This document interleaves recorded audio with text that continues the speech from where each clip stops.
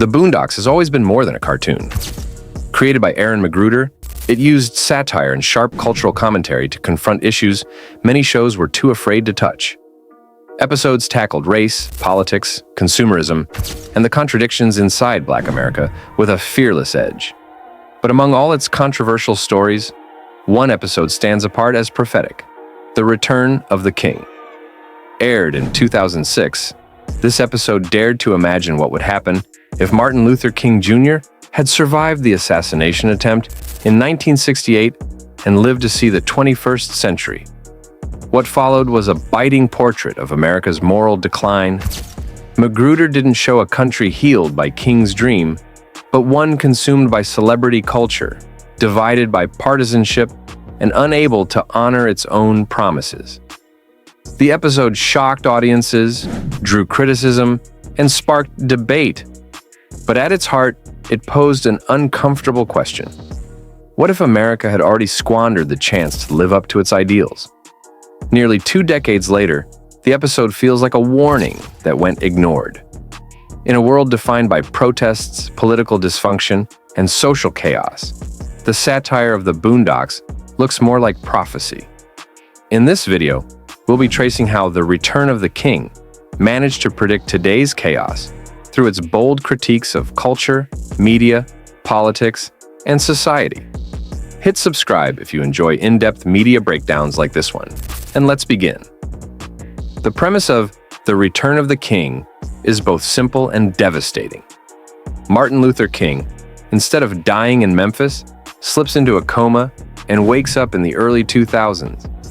He enters a world that has immortalized him as a symbol, but forgotten his message.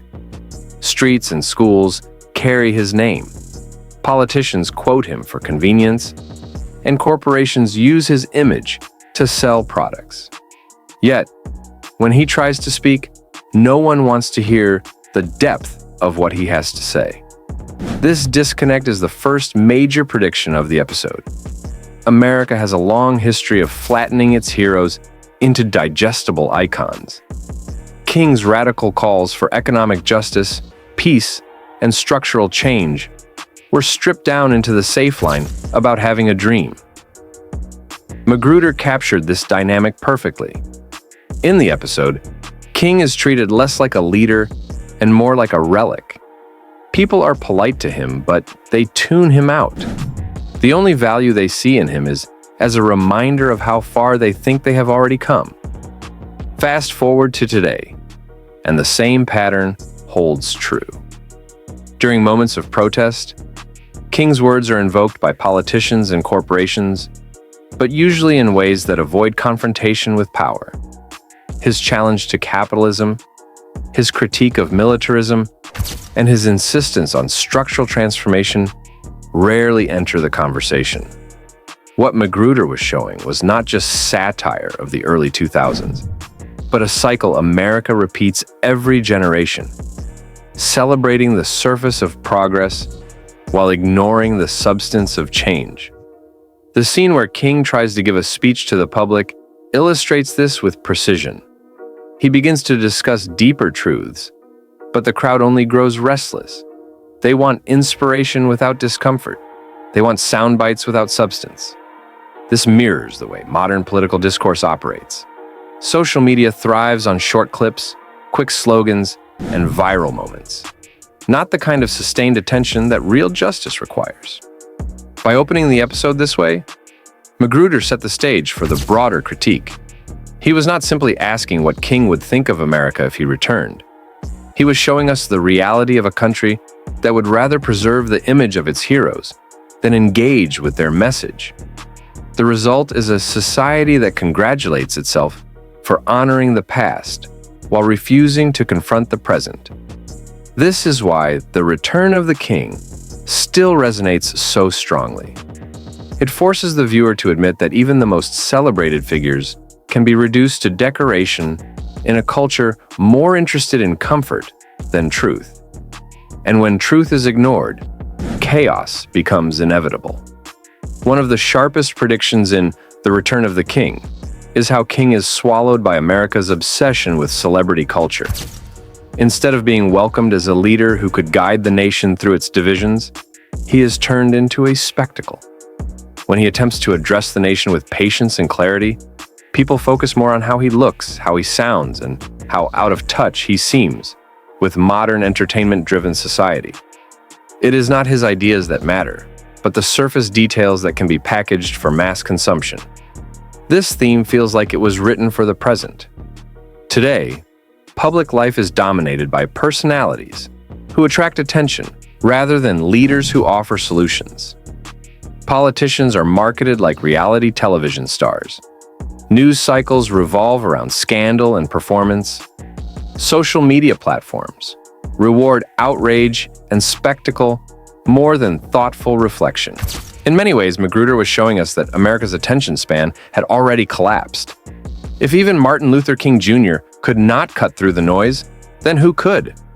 The episode satirizes this by showing King treated like a curiosity on talk shows and news programs.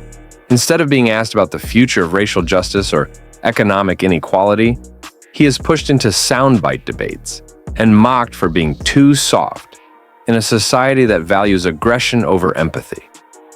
This perfectly foreshadowed the rise of modern punditry, where television panels and viral interviews prioritize conflict over substance. People tune in not to learn, but to be entertained, even when the subject is national crisis. The chaos of today's culture flows directly from this dynamic. Important issues are rarely debated in depth. Instead, they become branding opportunities for celebrities, corporations, and influencers. Social movements are reduced to hashtags. Political campaigns are sold like lifestyle products. McGruder's depiction of King's struggle with this environment was not just comedy. It was a chilling forecast of what happens when substance can no longer compete with spectacle. The fact that the episode aired in 2006 makes its accuracy even more striking. This was before social media had fully taken over public discourse. Twitter was only just beginning, YouTube was in its infancy, and Facebook was still a college platform. Yet McGruder saw clearly where the culture was heading, toward a society where clout outweighs truth and where the most serious voices can be ignored if they fail to entertain. King's frustration in the episode reflects a larger reality about leadership in the modern era. Those who try to address the root causes of injustice often find themselves sidelined, while those who play into the spectacle are rewarded with influence. McGruder's satire asked whether America could ever make room for the voices it needed most. Judging by the chaos of today, the answer is sobering. The power of this prediction lies in its simplicity. When a society values spectacle over substance, it becomes easy to distract, easy to divide, and easy to manipulate. In showing King's inability to compete with celebrity culture, the Boondocks foreshadowed the fragile reality we live in now, where chaos spreads faster than truth. Now, if celebrity culture was the backdrop for King's failure to be heard, media sensationalism was the machine that amplified the noise. In The Return of the King, news outlets treat his reappearance less like a historic moment and more like a ratings grab. Instead of creating space for his vision, the media turns him into a sideshow. Talk shows mock his speeches, pundits frame him as outdated, and headlines reduce his presence to cheap controversy. McGruder's satire here is pointed. He understood that the media of the early 2000s had already begun prioritizing shock value over depth. The episode mirrors real-world patterns where coverage of race, protest, or inequality is presented less as a civic issue and more as entertainment for viewers. The message is clear. The media does not aim to solve problems. It aims to package problems in ways that keep audiences watching. Fast forward to today, and the parallels are undeniable. Every protest movement becomes a battle over framing. Cable news divides along partisan lines, with one side portraying activists as patriots, and the other side branding them as threats. Viral clips circulate stripped of context, chosen not for accuracy, but for their ability to provoke outrage. By showing King caught in this cycle, McGruder predicted a future where no message, no matter how important, could escape the spin. A striking scene in the episode comes when King participates in a television debate. Instead of being treated with dignity, he is shouted over and dismissed. The point is not whether he is right or wrong. The point is whether he can keep an audience entertained.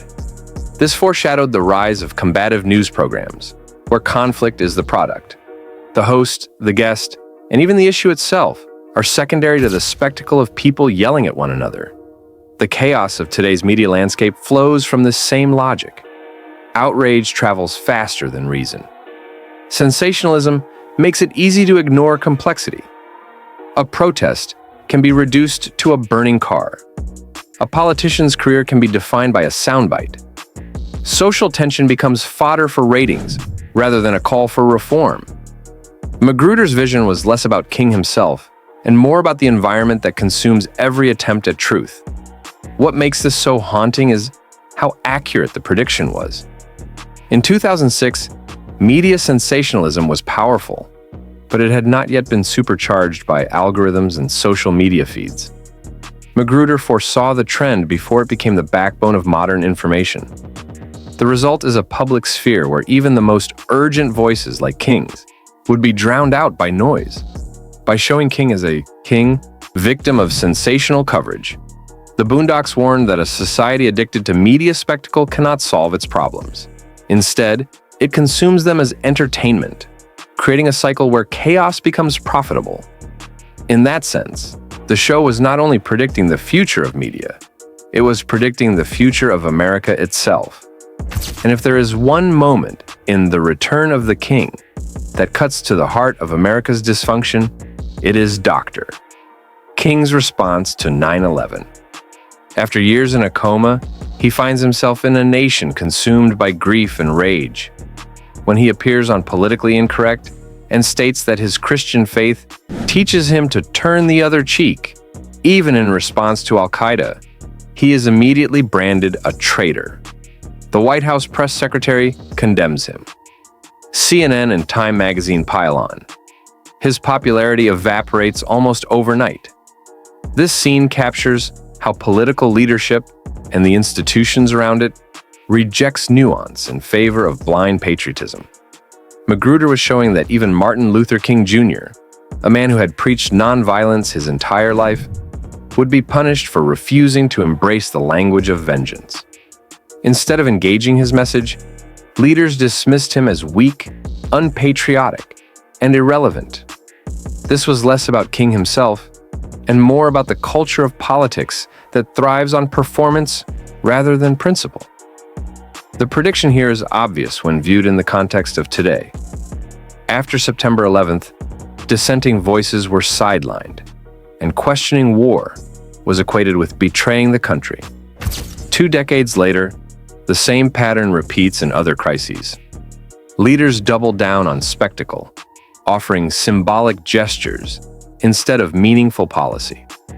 When movements rise up demanding justice, whether around police violence, economic inequality, or foreign wars, political leaders often respond with empty words while condemning those who refuse to play by the rules of decorum.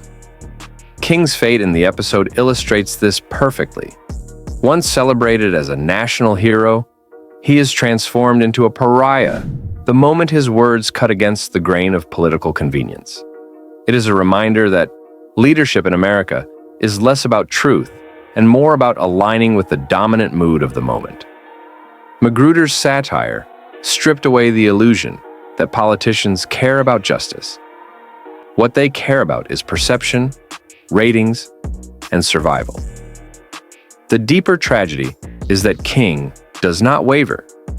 He continues to speak with the same moral clarity that guided him in the 1960s. But that clarity has no place in a political system that punishes honesty. In many ways, McGruder was asking a question through this scene. If even Martin Luther King Jr. cannot be heard in America, then who can? This vision of political failure predicted the cynicism that defines much of today's landscape. Citizens no longer trust leaders to act in good faith. Politicians weaponize patriotism against their opponents. And those who dare to challenge the system are cast out as dangerous, even when their message is one of peace. By anchoring this critique in King's own philosophy, the Boondocks exposed how fragile the American promise really was. The failure of leadership, both then and now, is not just about corruption or incompetence. It is about a system that would rather silence truth than confront the chaos that truth reveals. The most unforgettable moment of The Return of the King comes not in the media attacks or the political fallout, but in a church packed with people who mistake a political rally for a nightclub. After Huey helps King launch a new movement, an urban promotions firm advertises the meeting on the radio as if it were a party. The result is chaos. Young people flood the church expecting entertainment. Rappers take over the microphone. Televangelists steal the spotlight, and the space devolves into noise. The gathering is supposed to be a call for justice. Instead, it turns into a parody of everything King had once fought against.